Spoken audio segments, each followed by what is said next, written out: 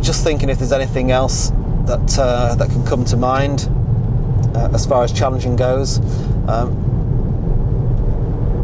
I've mentioned to weigh up, you may not have much to lose. I suppose one of the main things that you do have to lose is money, because challenging something involves costs, involves legal costs, and that's really where the big problem is for most motorists, I guess.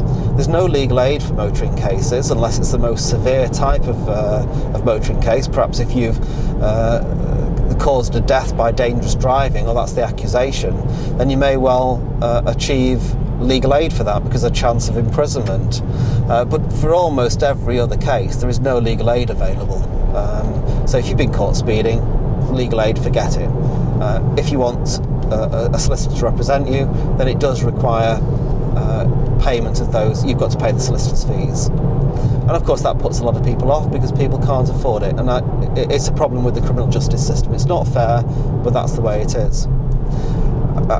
In many cases that I deal with, I try to deal with cases on a fixed fee basis for all my preparation work, to try and keep costs as low as we can, and that's something that I always talk over with clients. It may be worth you paying on an hourly rate basis. It depends what needs doing, but it's something, whoever you speak with, try to talk to the lawyer concerned, find out precisely what those costs are going to be, whether it's an hourly rate and what the cost, how many hours are needed, or if it's a fixed fee, what the fee is going to be, just so you know what it's going to cost you. Certainly from my point of view, I always tell people what the costs are and stick to those costs, and that's what you should expect from anybody. Choosing the right lawyer, find out the lawyer who deals specifically with speeding cases, that knows what they're doing. It's like anything. If you do the same thing day in, day out, you become more competent, more experienced on it. It's not just about applying the law. A lot of cases that I deal with, I win cases not because I found some kind of super duper loophole, simply because from a practical point of view, we're able to persuade the prosecution service to drop the case. I've just come from a court this afternoon. We turned up for a court hearing, for a trial in fact. My client was accused of failing to identify the driver. I spoke with the prosecution solicitor prior to the trial, pointed out one or two issues, and managed to convince her not to go ahead with it, and she dropped the case. So a lot of it is really what goes on behind the scenes, and that helps to achieve a win. But of course you need to know, you need to have a lawyer that's experienced of dealing with these types of cases, knows exactly what should be provided. Certain things have to be provided within certain time limits. So for example, GATSO cameras, the prosecution will often try and prove the case against you by providing what they call a Section 20 certificate. And this is a document produced under Section 20 of the Road Traffic Offenders Act, which says that if it's signed by an officer authorised by the Chief Constable, that this device, to the best of their knowledge, was operated correctly and gave a correct reading, then that can be used as evidence. Now you may think, well, I'm banged to rights if a Section 20 arrives through the post. Well, in fact it doesn't. We win cases on the basis that the Section 20 certificate is just not Section 20 compliant. Again, it never ceases to amaze me that the prosecution service and the police will produce a piece of evidence to try to win the case under Section 20 of that particular act, when in fact it doesn't even comply with Section 20 of the act. It's bizarre. You can't make the damn thing up, but nonetheless that's what happens. And quite often it's because they don't produce the record which has to accompany the Section 20 certificate. I won't go into detail about what that record is, but nonetheless I constantly find CPS lawyers that have absolutely no idea about the law in this area.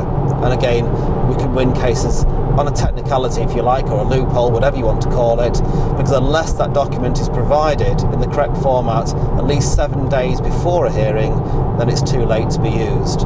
So there's no point the CPS suddenly turning up on the day and saying, oh, sorry about that, here it is. It's too late, and they can't do anything about it. Lots of other issues, which is too many to go into, as to what can go wrong with the use of these laser devices or GATSO machines or evidence. But again, it illustrates the point. Take legal advice. Have a good discussion with your solicitor. I certainly spend a lot of time with any new inquiry of going through the ins and outs, talking through the particular case without charge. That's just the way I work. Some lawyers will charge you for an upfront consultation. I'd perhaps suggest be very wary of that.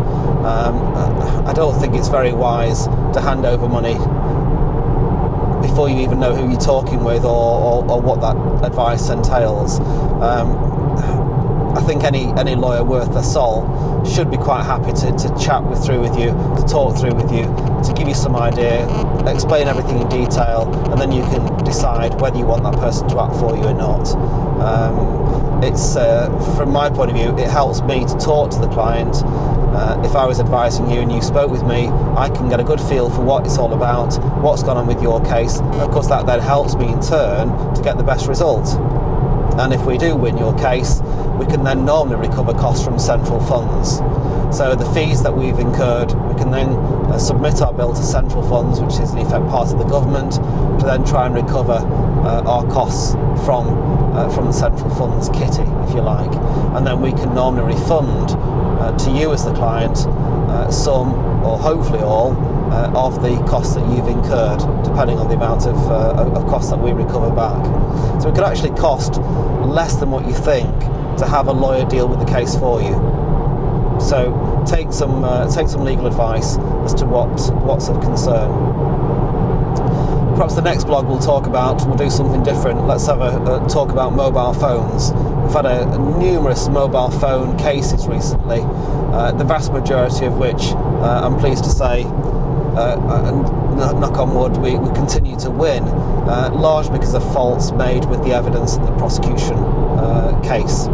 But we'll deal with that next time. Any questions, queries, by all means give me a ring. My name's Marcus Johnston. My telephone number is a direct number to my mobile. It's 07810 804464. That's 07810 804464. I'm always happy to take calls and to talk with you about any particular problem that you have. And the name of the website is speedingsolicitor.co.uk. And you may even find, if my lad does the graphics on this video, which he assures me he can do, that the web address may even appear on the screen. So that'd be interesting to see.